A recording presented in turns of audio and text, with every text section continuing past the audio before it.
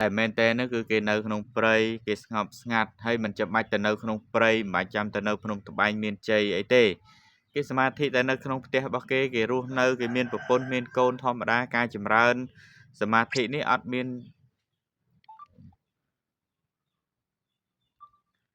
ការចម្រើនសមាធិនេះអត់មានចាំបាច់ទៅនៅក្នុងព្រៃអត់មានចាំបាច់ទៅនៅកណ្ដាលភ្នំរូងភ្នំក្រំថ្មអីទេប៉ុន្តែភាសាគេលះបង់មានន័យជីវិតគេលះបង់គេថាឥឡូវនេះគេនឿយណាយនឹងកាមគុណគេនឿយណាយនឹងប្រពន្ធកូនគេនឿយណាយនឹងទ្រព្យសម្បត្តិគេនឿយណាយនឹងភាពហឺហាគេនឿយណាយនឹងជីវិតដែលពោពេញទៅដោយសេចក្តីទុក្ខសេចក្តីលំបាកហ្នឹងបានគេចូលព្រៃគេចូលព្រៃគេលែងមកវិញហើយគេរស់នៅនឹងព្រៃគេអាស្រ័យនឹងព្រៃនឹងគេអាស្រ័យនឹងគល់ឈើនឹងហើយគេ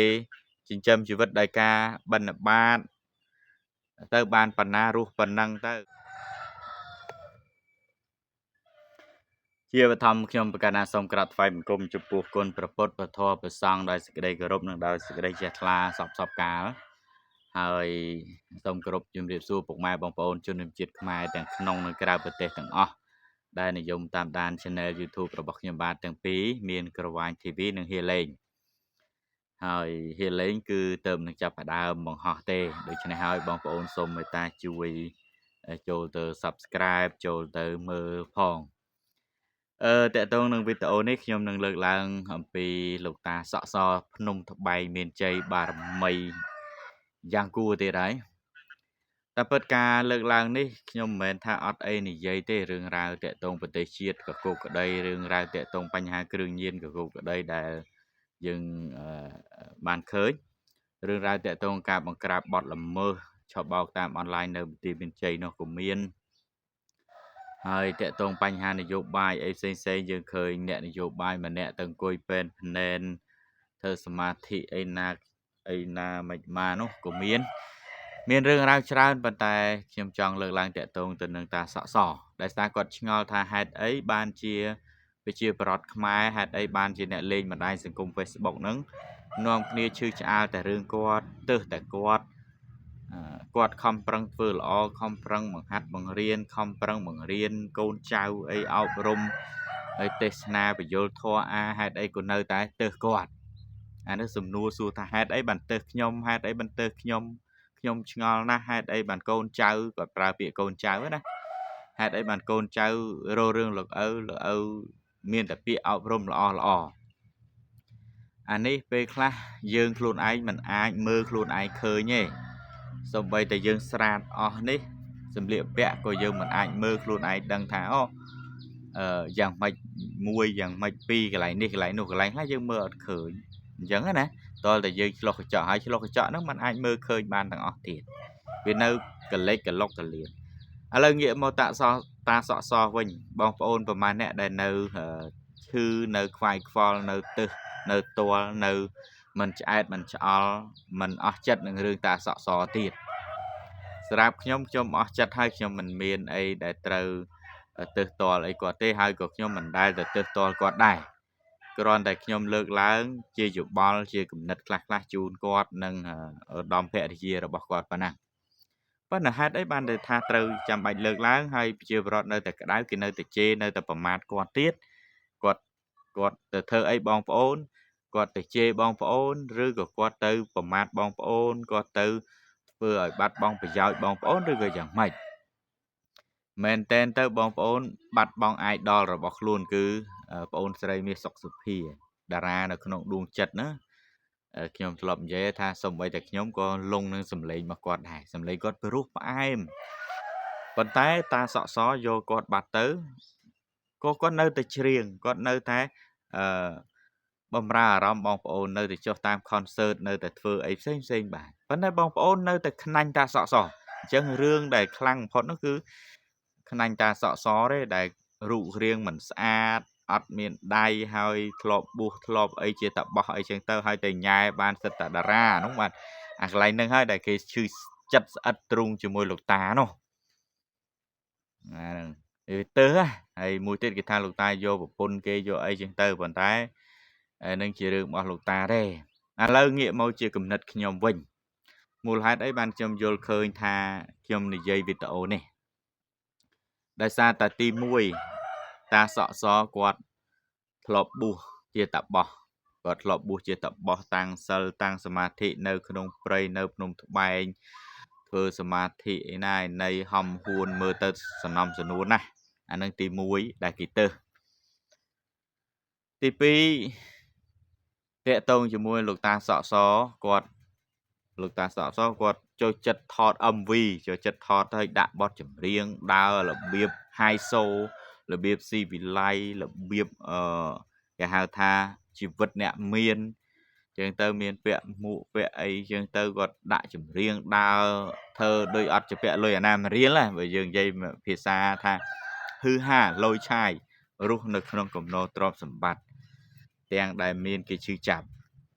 ហើយនឹងចំណុចទី2ចំណុចទី3អ្វីដែលគាត់ទេសនាអ្វីដែលគាត់លើកឡើងមកវាព្រហ្មញ្ញមិនចំព្រហ្មញ្ញពុទ្ធសាសនាមិនចំពុទ្ធសាសនា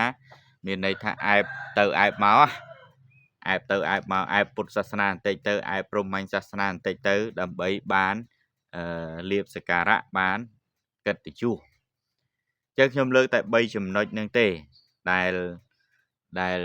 ចំណុចទី1ទៀតនោះគឺថាមានរឿងរ៉ាវច្រើនមានស្ត្រីខ្លះប្រកាសខ្លួនតាម Facebook ថាធ្លាប់ជាប្រពន្ធអីចឹងទៅអាហ្នឹងតកតងជាមួយនឹងលោកតាសសឥឡូវយើងនិយាយពីខាងដើមវិញដែលគាត់ធ្លាប់បួសជាតាបោះមែនគាត់ធ្លាប់បួសជាតាបោះនៅខាងភ្នំត្បែងហើយតាមយើងមើលទៅឃើញថាគាត់សមាធិអានេះគេថាធ្វើផ្លំធ្វើបន្លំភ្នែកញៀតអញ្ចឹងទី1ហ្នឹងគឺវាខុសឆ្គងកន្លែងហ្នឹងយើងធ្លាប់ជាអ្នកអប់រំគេយើងធ្លាប់ធ្វើជាគំរូដល់គេហើយដល់ពេលយើងត្រឡប់មកវិញនេះយើងវាត្រឡប់ខ្លាំងពេកណាលោកតាត្រឡប់ខ្លាំងពេកហាយសូខ្លាំងពេកលយឆាយខ្លាំងពេករស់នៅក្នុងគំនរភរិយាចឹងអ្នកចម្រៀងគាត់រលុយបានគាត់អាចរលុយរកកាក់អីបានចឹងទៅវាអញ្ចឹងឯងអាចធ្វើឲ្យគាត់ហាយសូអាចធ្វើឲ្យគាត់សប្បាយរីករាយនៅក្នុងជីវិតនឹងបានហើយអ្នកសមាធិមែនតើគេអត់ធ្វើអញ្ចឹងទេលោកតាអ្នកដែលមែនតើនោះគឺគេនៅក្នុងព្រៃគេស្ងប់ស្ងាត់ហើយមិនចាំបាច់ទៅនៅក្នុងព្រៃមិនបាច់ចាំទៅនៅភ្នំត្បែងមានជ័យអីទេគេសមាធិតែនៅក្នុងផ្ទះរបស់គេគេរស់នៅគេមានប្រពន្ធមានកូនធម្មតាការចម្រើនសមាធិនេះអត់មានការចម្រើនសមាធិនេះអត់មានចាំបាច់ទៅនៅក្នុងព្រៃអត់មានចាំបាច់ទៅនៅកណ្ដាលភ្នំរូងភ្នំក្រំថ្មអីទេប៉ុន្តែភាសាគេលះបង់មានន័យជីវិតគេលះបង់គេថាឥឡូវនេះគេនឿយណាយនឹងកាមគុណគេនឿយណាយនឹងប្រពន្ធកូនគេនឿយណាយនឹងទ្រព្យសម្បត្តិគេនឿយណាយនឹងភាពហឺហាគេនឿយណាយនឹងជីវិតដែលពោពេញទៅដោយសេចក្តីទុក្ខសេចក្តីលំបាកហ្នឹងបានគេចូលព្រៃគេលែងមកវិញហើយគេរស់នៅនឹងព្រៃគេអាស្រ័យនឹងព្រៃនឹងគេអាស្រ័យនឹងគល់ឈើនឹងហើយគេចិញ្ចឹមជីវិតដោយការបិណ្ឌបាតទៅបានប៉ុណ្ណារស់ប៉ុណ្ណឹងទៅអាហ្នឹងសម្រាប់អ្នកចូលព្រៃធ្វើសមាធិដែលគេលះបង់ពិតប្រាកដគេអត់មកខ្វាយខ្វល់ជាមួយនឹងស្រីស្អាតក្តិតក្តរអីទៀតតទៅទៀតទេអាហ្នឹងបញ្ជាក់អញ្ចឹងមូលហេតុដែលគេទើសលោកតានោះគឺគេទើសត្រង់ថាលោកតាទៅហើយមកវិញទៅហើយមកវិញទៅដល់ណាដល់ណីតែមិនមែនបើសម្រាប់ខ្ញុំអត់មានឃើញគុណតម្លៃនៃការធ្វើ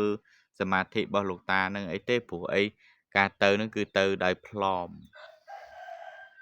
ហើយខ្ញុំមើលឃើញធម្មតាទៅដើម្បីលៀបសក្ការៈទៅដើម្បីគេឃើញយើងទុកសក់វែងទៅស្លៀកសពាក់សទៅនៅក្នុងព្រៃធ្វើសមាធិធ្វើអីចឹងទៅគេជ្រះថ្លាគេបូជាទៅដោយបើឲ្យមានចំណេះដឹងតាក់ទងពុទ្ធសាសនាហ្នឹងក៏គ្មានដែរមែនតែនទៅមិនដឹងថាចំណេះដឹងស្អីទេឃើញកវេកវោខ្សែក្រវ៉ាត់លោកខែបាំងឆាត់បាំងលោកខែហ្នឹងហើយចំណេះដឹងតាក់ទងព្រហ្មញ្ញសាសនាហ្នឹងក៏និយាយមិនដឹងមុខមិនដឹងក្រោយដែរអានេះខ្ញុំមិនមែននេះទេប៉ុន្តែគ្រាន់ខ្ញុំមើលទៅឃើញអញ្ចឹងហើយមិនមែនស្អប់លោកតាទេមិនប្រមាថមើលងាយលោកតាដោយសារលោកតាអញ្ចឹងចុះឯអត់ទេប៉ុន្តែខ្ញុំអត់ទៅទោសមនោះអីទេឃើញលោកតាត្រឡប់មកវិញបានសិតតែតារាអីយកមកដេកអោបនេះខ្ញុំរំភើបជំនួសទេខ្ញុំសប្បាយចិត្តជំនួសទេព្រោះជីវិតខ្ញុំអស់នេះវាមិនអាចទៅដោយលោកតាបានទេប៉ុន្តែគ្រាន់តែអ្នកដែលគេជេរដោយសារអីដោយសារតែគេមើលឃើញអំពីអញ្ចឹងគេឆ្លុះកញ្ចក់មើលទៅឃើញ ជីវិតលោកតាហ្នឹងវាអញ្ចឹងវាជួបអដែងថាអញ្ចឹងហើយចំណុចមួយទៀតលោកតាប្រើប្រាស់ជីវិតត្រឡប់មកវិញហ្នឹងវាហាយសូពេកវាមើលទៅវាអត់សមជាអ្នកធ្លាប់នេះណាវាអត់សមជាអ្នកធ្លាប់ទៅបួសជាតាបោះអីសីវាអត់សមជាអ្នកដែលធ្លាប់រស់នៅក្នុងព្រៃមានការសន្តោសប្រណីមានការនេះវាចេញមកវាហាក់ដូចជាបង្ហាញគេវាអស្ចារ្យខ្លាំងពេកណាលោកតាវាអស្ចារ្យខ្លាំងពេកវាខ្លាំងខ្លាខ្លាំងពេកណាវាមើលទៅវាអូមកថឹងចាស់នឹងចង់និយាយចឹងវាខុសអំពីអ្វីដែលគេចង់ឃើញបើសិនជាលោកតានៅតែម្នាក់ឯងនៅតែពីរអ្នកប្តីប្រពន្ធនឹងទៅ